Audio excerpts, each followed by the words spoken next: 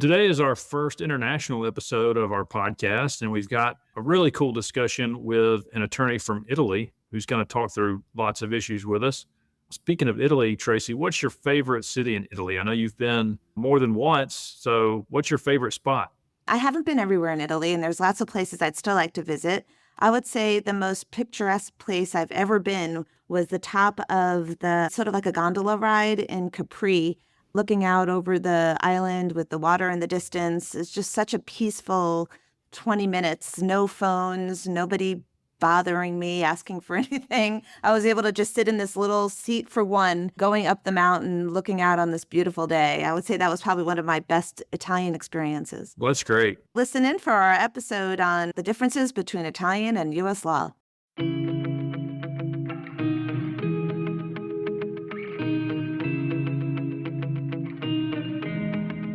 Welcome to Hiring to Firing, the podcast. Today we have our first ever global Hiring to Firing podcast episode, and our special guest today is Annalisa Reale, who is an attorney. Annalisa, what is the name of your law firm? My firm, Chiomenti, which is very difficult to pronounce, is an Italian-based firm, an international firm, with strong roots in the U.S. as well. You know, this is your first learning today, Chiomenti, very difficult. Chiomenti, love it. How did I do? Probably not well. Very good. Excellent pronunciation. Anyway, Annalisa and I met a couple months ago, and we're thrilled to have you here on our Transatlantic podcast. So, Annalisa, you've spent a lot of time in the U.S. What would you say are the major differences in terms of employment issues in Italy versus in the United States? Oh, thank you, Tracey. I believe that spending time for me as a lawyer, international, and an employment attorney in the U.S. was so helpful. Because now that I advise mainly U.S. clients with operations in Europe and in Italy, I can know what they have in mind. So the major difference I would say are, first of all, in the idea of employment at will that we do not know. It's so far from us. So employment at will is a kind of dream for Italian employers, for European employers. Then also on the union side, we have many differences because in the U.S., unions, they need to fight in order to get recognized. While in continental Europe, let's say the right of trade unions to be present at workplace is a right which comes with a certain number of employees. So I would say very roughly, employment will rule, which we don't have and we dream apart partially.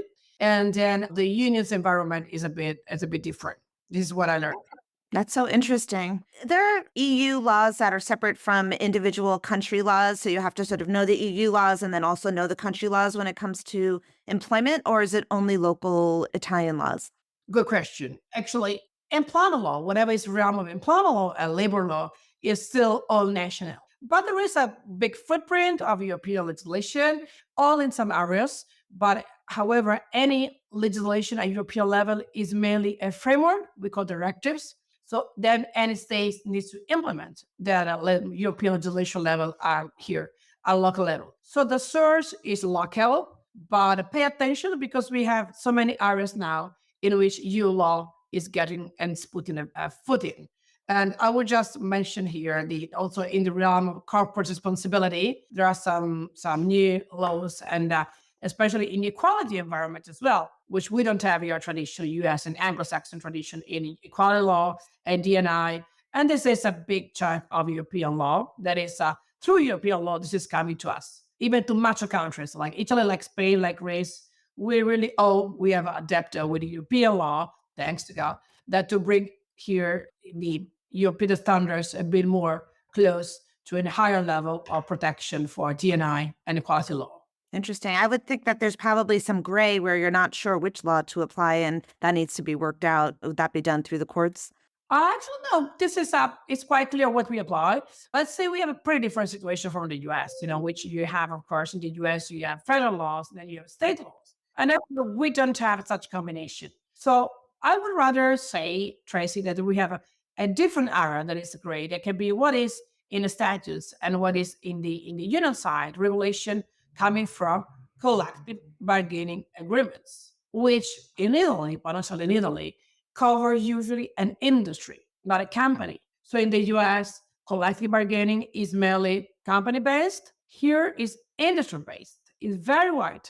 So we have collective bargaining agreements covering all the banks or covering all pharmaceutical sector or a national level. And sometimes this is actually the level that may overlap or may actually, however, interact. That is a statutory and collective bargaining level. It's a different dynamic, which reflects actually the environment and the area here. So, you have a number of clients in the fashion industry, which makes you even more interesting to talk about than ever. Tell us what it's like to represent clients in this industry. Let's say that today you cannot see my jacket, which would be an example for you of what it means. Because it's a fascinating environment. I just say this because we are lucky enough to work with the main, I would say, fashion brand in Italy, because fashion is an industry. So we have automotive, we have, of course, energy, and then we have fashion. It's a real industry. So there's so many employees. There are big companies. Some of them now, despite the brands are Italian, but now the shareholders, they are mainly, there is a polarization of mainly two big subjects, that is KKR and then LVMH. So even Italian brands, some of them are still Italian, but they do operate here, but under different owners. And the good of this is, first of all, to get invited to, first of all, to buy something for them.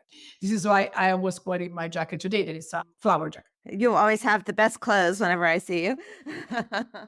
But then the dynamics is interesting. So if you look, with the glasses of an attorney, we have some major issues now in the field. And one of these is supply chain, for instance, because all this is very, very high quality, but is really that 100% made in Italy, which is, super top quality. But so I would say that there are some areas of law in which employment attorneys, they work. That is supply chain. ECG also is very strong. So in the fashion industry, there is a lot to do, but it's interesting the dynamic, how this is changing. Because 20 years ago, the supply chain was all, however, based here in the territory. It was all Italian. Small families, small companies, cooperating to make a wonderful Valentino bag. While now today, there are different components, and then this could be some companies that are still like Valentino or made in Italy 100%, some are different. So I would say that it's a field for experimentation. But I do, however, prefer to work for fashion brands instead for whatever it can be iron or whatever, other interesting, good clients, but less fascinating. Evan, do you want to jump in here? Yeah, sure. Yeah, I think for this episode, just like as we usually do, we've got, we're using a TV show as sort of the jumping off point here for some other topics of discussion. And today we're going to use the show White Lotus. So if you've seen either the first or second season, they both open with sort of a mysterious death at a luxury resort hotel called the White Lotus.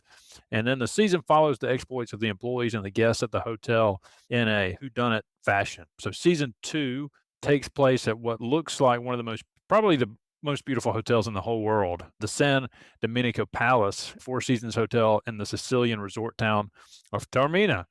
Annalisa, have you ever been there, and what's it like there? I would not actually say too much, but in a word, that's almost my house. I know we own a family house in Taormina. So with my husband, we go there from many years. And I would say that San Domenico is such a fascinating hotel. It's also with a history because it was a monastery. So there were monks there. So the rooms, they are quite small, but now, of course, they are luxurious rooms. And the view is fantastic because Taormina is on a peak, on a peak up in Sicily, and then the sea is very blue. So it doesn't surprise me that since when it has been bought, the hotel, by Four Seasons, now it's really a destination point for our American friends. And then White Lotus is just the right one. So I'm eager, I love White Lotus always. I am just in there. And the employment story there is very interesting. Good. Well, we were happy for us. We learned that one of the characters in season 2 is an employment attorney. So let's listen to our first clip. So you do employment law. So interesting. Mm-hmm. What is that exactly? We take on clients that are suing their employers for discrimination, sexual harassment, wrongful termination, stuff like that. Amazing.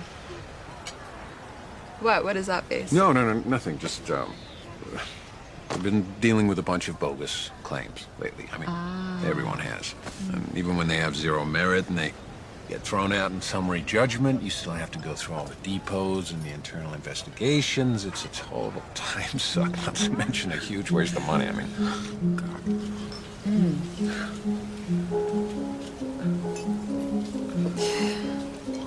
Well, they're not all bogus. No, God, no, fuck. Of course they're not. Harper, no, of course they're not. I'm sorry. No, it's fine. Sorry. All good. I bet you're really tough. I bet your clients are really happy to have you in their corner. Yeah, God, wouldn't want to mess with you. She's like the star of her firm, wins every case. Of course you are.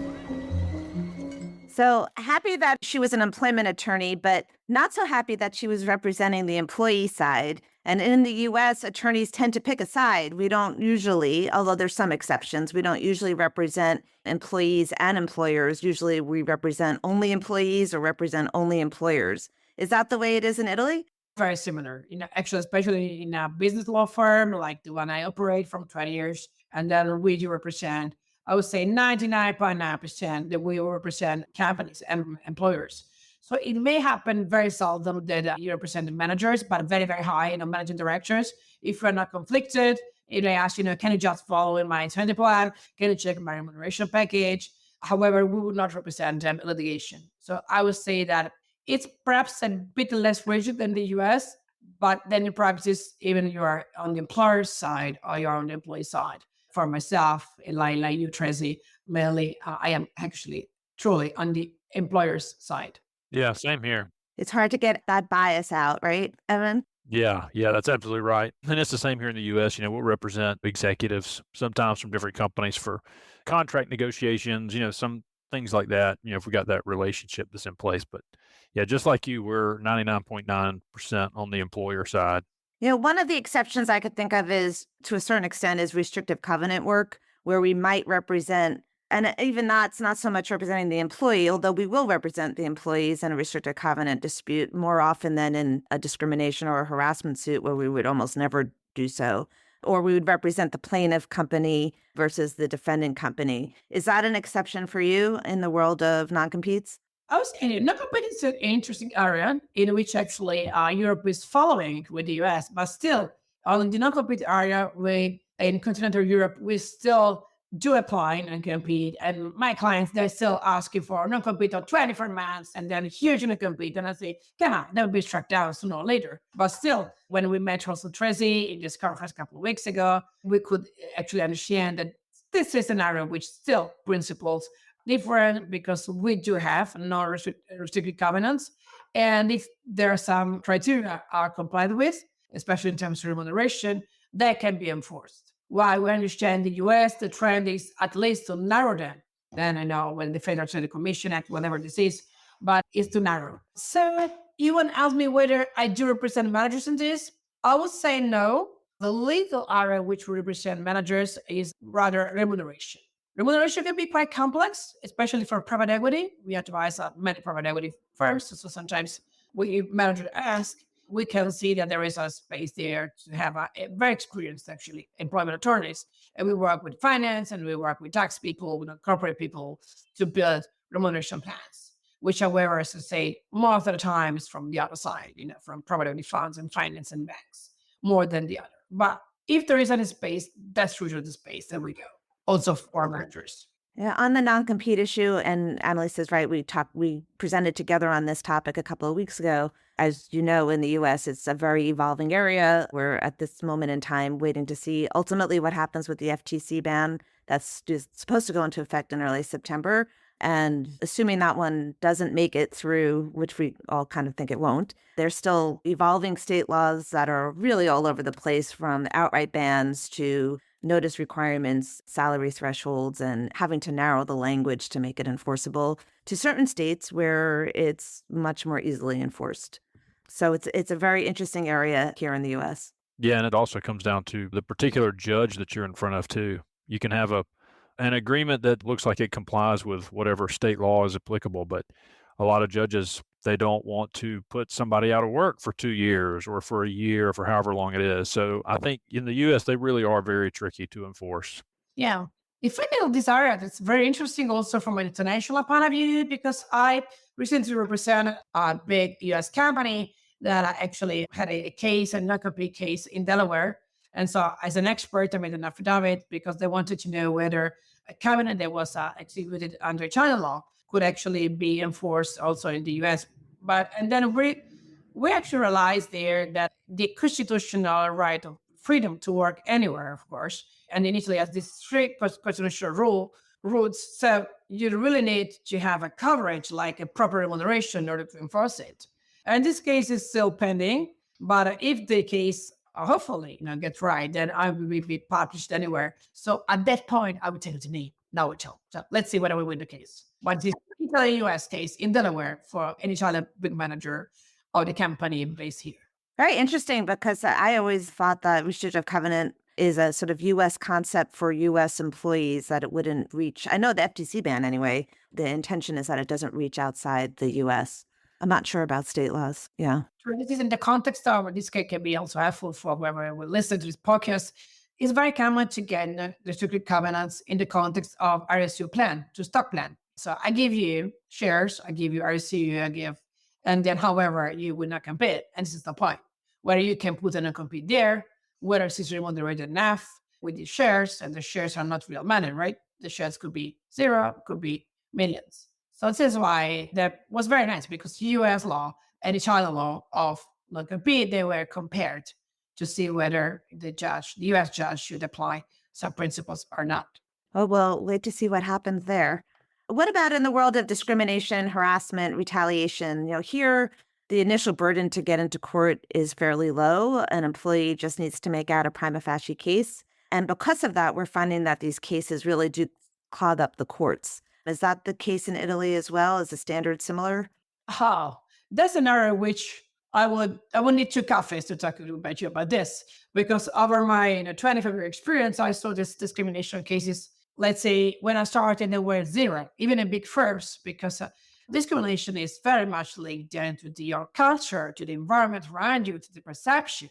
And when we started to practice law, and then coming from a U.S. experience, my sensitivity for discrimination cases were quite high. And I found that even a big employment law firm, the cases in court of discrimination, they were 1 per year, 2 per year. And this is because of the regulatory framework, which actually was very poor until some years ago. And second, about really the culture. So we also made an example is that if there are 2 fellows in the same room in an office, and the lady, one is the lady, she comes with a new haircut, with a new miniskirt, new shoes, and then in Italy, and then nobody's saying anything, she would complain. And she would say to the room, she would say, why are you not looking at me? You're like my husband, you never know. You do. While in the U.S., you would never do it, right? Because you would never say, right. Now you are. So the point is, where is the bar? So the bar culturally is much higher here. To compliment with a woman, with a lady, and say how good you are today, looking at her. So then the point is, of course, move a bit from there, and then understand that what is not desired and what is unsolicited cannot be perceived as nice. But still, with my experience today, I would tell you that we do have now legislation, of course, coming from European law that is aspiring to U.S. law, but still the bar is much lower. So it's not as 20 years ago. So we have a few discrimination cases, especially on unfair dismissal. So unfair dismissal, I would then question you, how is the percentage of dismissals that you are in court disputes that you believe they are claimed, for unfair dismissal for discrimination cases. If you ask me, I would say that under 100 cases, perhaps 10 or less than 10, the claimant would say, oh, come on, this is a lawful dismissal for a discrimination case. But still, the ground of discrimination is perceived to be quite narrow. Why? I understand, but I may be wrong. This is a question for you. In the U.S., under 100 cases, Tracey, how many for you unfair dismissal cases would be grounded on discrimination? I would say of 100 cases here in the U.S., depending on the court, I would say probably 90 of them would be discrimination cases. Another 10 of them maybe would be non-competes, unless there's something particularly hot going on in another world. And of those cases, it's almost impossible to get the case dismissed on a motion to dismiss early on, and a little bit more likely, depending on the court, to get it dismissed on summary judgment, but that's at the close of discovery, so everybody's already spent a lot of money. And I would say of those 90 cases, 8 of them will have settled, or 89 of them will have settled before trial. Evan, what do you think? Am my statistics way off here? No, I think that's right. I think the discrimination harassment cases may be an even bigger percentage, though. I think you may have 97 or 98 cases out of 100. I And think then I was 2 being are nice. non-compete cases. Yeah, I think that's right. Yeah, there's a huge volume of the discrimination cases. A lot of times, employees use them almost as just a way to get a severance package. We've dealt with so many of them over the years. You get a little bit jaded. It's like in our first clip, the guy, who was talking about, he's seen a lot of sort of frivolous claims lately. And that's kind of how we feel. When I see these cases come across my desk, it's usually pretty hard to really believe what's being said because there's so many bad ones that get filed that it's really, in my mind, it's really taken, and I think it's really done a discredit to a lot of the statutes because we see some that are just so silly. I mean, they're just really silly cases. And it's like, I can't believe that, number one, I can't believe that some lawyer filed this case. And then, you got to defend it and there's a cost to that. And so it's really, I think, made companies, employers, and defense lawyers just very, very jaded when it comes to those types of cases. Yeah, a little. It's true. It's sad because along the line somewhere there is a case that may have merit, and it'll be hard to sort of see it for what it is because so many of them, mountains of them, are frivolous cases. And what we see is that the attorney's fees really drive the case because if an employee gets all the way to trial, let's say, and wins, but even gets $1 in damages, they're entitled to all of their attorney's fees. So it makes companies afraid to take the case all the way to trial for fear that they're going to wind up having to pay a very large attorney's fees provision. Absolutely. On that realm, our next clip, just bringing it back to White Lotus for a minute, an older guest flirts with a hotel worker as she shows him to his room. Let's take a listen to this one. Oh, I should tell you, both my parents were born in Sicily. Oh. Yeah, they came to the States as children. Yes, we are Sicilian, just like you. Although I'm not from Sicily, I'm from Milan. Yeah, you do have more of a northern look. Beautiful hazel eyes. Wonderful smile. You're very kind. You must be very popular. All right, Dad. Anyway, we're here because we're going to visit the town my grandmother's from. Oh. It's a little town, Testa dell'Acqua. Yeah, that sounds very special. Hopefully, we can find some people there who can speak English, maybe help us track down some distant relatives, because we definitely don't speak Italian. Oh, you should come, Isabella. You could be our translator. We need you. Dad, leave her alone. We'll take it from here. Thank you. Shall I show you how to close the curtains? There's a button over there. That's okay, we'll figure it out. I'd like to know, where is this button, Isabella? Dad, I'm going to help you find it, okay? Thank you. Very, very much. Thank you very much. Thank you. You're very lovely. Thank you. They are lucky to have you working here. Be our translator. In the U.S., an employer not only has a duty to protect their employees from their coworkers and from managers and supervisors, but also to protect employees from harassment by customers and clients. Is that the law in Italy as well? Well, that's another tricky question. Tracey is the one on tricky question. Otherwise she would be an excellent attorney, as she is. I would say that actually broadly, the employers, they have the right to protect the physical health and the mental health of the employee. And from such broad principle, there is, however, in our civil code, this is a civil law country. So we have actually our main laws in the civil code. It's very broad. So it says that the employer must protect the mental and then the health of the employee. But how far this could go? And then my impression is that also from case law, it's a bit less in the U.S., meaning that, of course, I need to protect my employee, but to the extent I can do this, according also to bona fide principle, meaning that I need to, as an employer, I need to monitor, I need to prevent, if ever, unlawful conduct against my employees. But at a certain point, if there is a customer or a client that is whatever aggressive, I can tell, I've done everything to prevent this. I had cameras of this and that.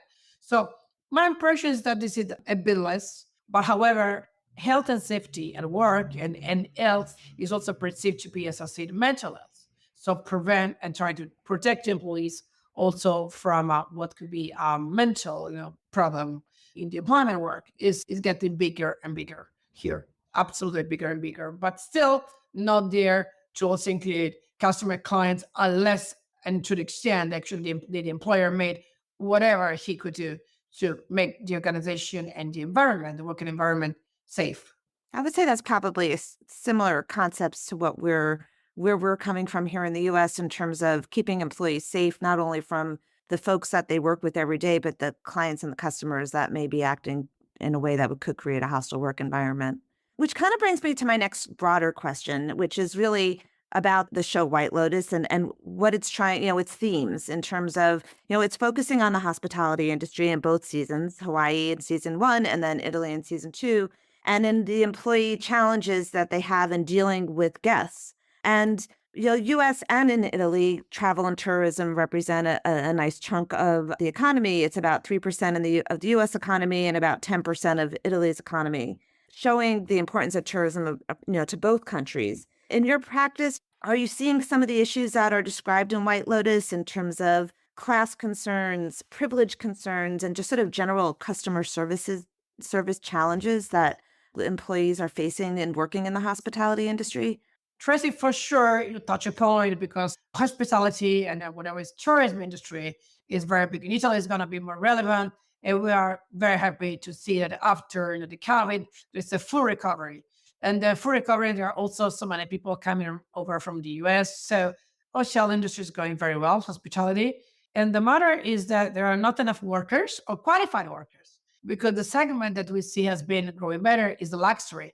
So the luxury 5-star hotels and then whatever. And thanks to God, Italy is a small place, but full of fantastic and luxury places. So if you go to the north of Italy, there is, this Portofino, and there is Venice, and then there is Milan, and then there is Florence.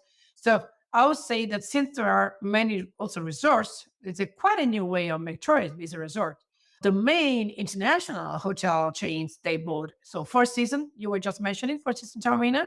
Four Seasons bought, again, the most wonderful hotel, and this is public. So that is the Palazzo Tornabuoni in Florence, or there are some other chains like Milan. I mean, there are many international. I was talking the luxury. They are buying structures here. So in terms of course, the real estate, which is not less interesting today, there is a big market. But for the hotel industry, there is a big market also for employees. And the point is that employees make the difference. If you go for experience to a luxury hotel, luxury resort, you want that. So we see that in the hotel industry, there's a challenge. And the challenge is the salaries, because we didn't have a salary rise. We had a rise in the tariffs and the fees. So luxury hotels, they incredibly raised the fees. I would say they even doubled before COVID, but there was no salary rise like that. So I would say that the big change in the retention and attraction of talents in that industry is done by other means, not just the salary, but the big brands also in hotel and luxury that can offer more training and they can offer opportunities in careers. So then the point that you raise about the kind of protection of employees in the industry, yes, it is there, but I don't see that as a main point of attention in the area. What I see is that is really that big companies and international companies, they are really making that find it difficult to find the right people, find the right environment, and then this make the difference whether your hotel and your hospitality structure is going high, or is going medium, or is going low. So the real challenge is also with the collective bargaining, that is a part of our culture, is first of all to get the flexibility in order to get flexibility in the hospitality. And there is, I would say this is so-and-so. And then to introduce even into the hotel industry, salary structures, remuneration packages, incentives, which were unknown in the past. We were called in the past to make incentive plans in finance, in private equity, in banking, but not actually in our hotel industry, at least not just for big Arab people. And we do this now. We do retention plans, and sometimes we offer training programs to the people. In exchange, we ask them to be with the company with a what we call stability covenant. So I pay you this training, in this big, important hospitality school, and then you stay with me 2 years. We have something like that too. Yeah. But in the past, I saw that for Italian pilots, we were offering to pay them, the course to take the pilot, and then they would stay with us. We saw that in big consultancy firms, all the big consultancy firms were saying, we pay your MBA in the States, right? So pay me and then you stay with us 2 years. But in the hotel industry, this is very recent. But this is because there is a shortage of people in the high worth, high segment. So I would say this is more hot than not. I don't see so many claims for distress by customers or by clients, but rather employers and hotels looking for people they believe that it may sometimes not have the right pay. This is challenging. I would say that that's probably similar to what we're seeing here, although it's getting more press in Europe in general, sort of this backlash amongst the countries that are getting such an influx of tourism where people who live in those countries are not happy to have to deal with the tourists. Like we just saw the water guns in Barcelona. I don't know where that's going to go. Do you think that from your perspective, is Italy we kind of getting to the point where enough is enough and we need to limit the number of tourists that are coming in? Or there's still this sort of welcoming, we recognize this is a big part of our economy and we want our tourists to come in and be happy? No, for sure, tourists are always very, very welcome. The real point is the segments of tourism. Because what we do have now, but this is a phenomenon anywhere, is the change of the market, is that you also have tourists, a portion of it that is of course luxury, it's not high level, and it's what we call, just bites. So you come to Venice for a day, you take a sandwich and you take an ice cream, and then you get into the city, you get millions of people in the city, and then at night you go back. Or there is the Airbnb industry now, which sometimes tourists, they choose to go to some different structures, not in hotels. And we had industry laws that try to limit the one night stay in Airbnb in Florence, but just stay 2 months and then that's gone. While I understand, for instance, in Paris, it's a big issue. And the city of Paris, the mayor, they made a statute in order which say that at least you should have 3 days with Airbnb structures. And this is changing, actually. This is changing the market. And this is what perhaps you may refer to, Tracey, and I try to understand, and I share this. We are actually thinking, for instance, in Venice, to put a ticket in order to discourage, one is to protect the center, to protect art, to protect the environment. So to try to discourage what is actually the concentration of people one day and then, leave the city in not ideal conditions. So this would not actually be something that people are like tourists, but which kind of tourists? So is that also here in ECG view, what can be acceptable, what is sustainable? Sustainable tourism for sure is a key word. Yeah, and it's very complicated with lots of different points of view, but certainly a topic that I think we're going to see more and more of, as time goes on, with concerns about sustainability rising to the forefront. Well, listen, Annalisa, we really appreciate your time today. It was so much fun having you on our podcast.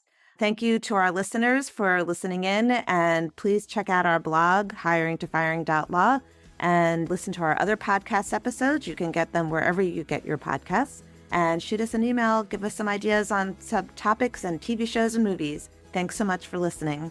Thank you. It was really fun. Good day from Milan. Ciao. Copyright Troutman Pepper Hamilton Sanders, LLP. These recorded materials are designed for educational purposes only. This podcast is not legal advice and does not create an attorney-client relationship. The views and opinions expressed in this podcast are solely those of the individual participants. Troutman Pepper does not make any representations or warranties, express or implied, regarding the contents of this podcast. Information on previous case results does not guarantee a similar future result. Users of this podcast may save and use the podcast only for personal or other non-commercial educational purposes. No other use, including, without limitation, reproduction, retransmission, or editing of this podcast may be made without the prior written permission of Troutman Pepper. If you have any questions, please contact us at troutman.com.